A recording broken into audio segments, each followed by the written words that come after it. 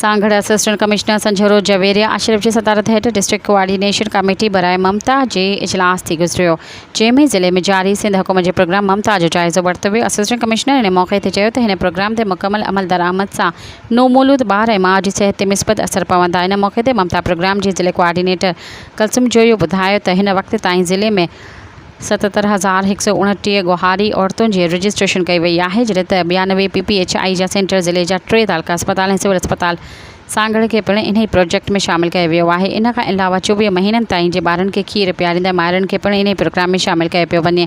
गुहारी औरतुनि खे हाणे बैंक अल-फलाह जे फ्रेंचाइज़ तहत बायोमेट्रिक ज़रिए चेक ॾिना पिया वञनि। इन मौक़े ते additional district health officer doctor Vishnumal, civil surgeon Sanghar doctor Aftab Azam Sarewal, additional deputy director local government Mohammad Musa, PPHI manager Majid Ali ऐं हैंड्स जे नुमाइंदे समेत ॿियनि लाॻापियल अमलदारनि पिणु मौजूदु हुआ।